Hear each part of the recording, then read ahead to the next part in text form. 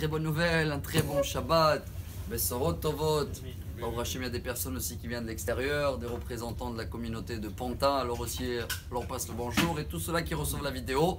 Et c'est pour ça que ce Shabbat, chers amis, on a quelque chose de très important pour appliquer dans notre vie. Et je pense que chacun de nous, il le fait déjà. C'est juste une gestion de comptabilité. La paracha, on en a deux ce Shabbat. Behar, c'est déjà la montée, pour bien monter. Et Bechukotai, c'est les lois. Toute la paracha à la fin de Bechukotai se termine avec les règles de Maaser. Que tout le monde connaît aujourd'hui, ce qui s'appelle le Maaser de l'argent. Mais il y a aussi du Maaser dans notre vie. À l'époque, c'était avec tous les animaux. Le premier-né, on donnait Hachem. Le 10e, les vaches ou les moutons, tout ce qui est cachère, on le donnait pour Hachem.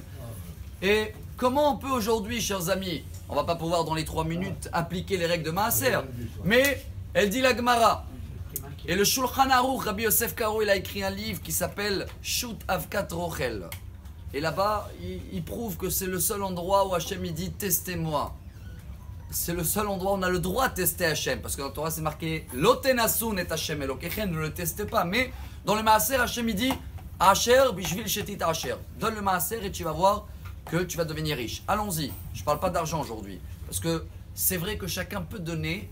Et des fois, même si il a l'impression de terminer le mois avec plus des frais de ce qui rentre, s'il calcule bien, il y a déjà des choses qui donnent, on va dire, s'il a des enfants plus que 6 ans, c'est compté déjà comme du maaser.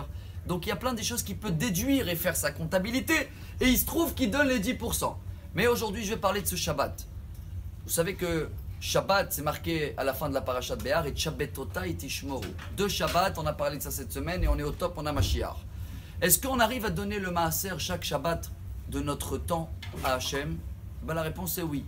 Combien des heures il y a chaque Shabbat? 25 heures, toujours. C'est quoi le maaser, les 10% de 25 heures? Allons-y, on va faire le calcul vite fait. 25 multiplié par 60, c'est combien? 1500. Le maaser de 1500 minutes, c'est combien? 150 minutes? C'est ça? Combien c'est 150 minutes? 2h30? Ce qui veut dire que si on donne 2h30 de prière ou d'études Shabbat pour Hachem, on a fait le maaser. Et bien, chers amis, je vous annonce que chacun de nous, il donne minimum 20% Shabbat. Ça veut dire 5 heures. Simple, calculer le temps de la prière du soir, 1 heure. Lendemain matin, 2h30. Mincha, Sodash, Léchit, déjà on est à 4h30, plus le cours, on a dépassé les 20%. Alors que chacun de nous se rappelle que déjà le Shabbat, on donne 20% à Hachem de notre temps. Mais même dans la semaine, hein, sur les 24 heures, si on calcule les horaires de prière, les études, vous allez voir qu'on donne même du maaser de notre temps. Dans ce cas-là, on a une garantie d'avoir, bien sûr, la parnassa, mais avant tout, la santé et des journées extraordinaires. Et pour cela, Bezrat Hachem à nous tous, un très bon Shabbat et que des bonnes nouvelles. Amarabi El-Azhar, Amarabi Hanina.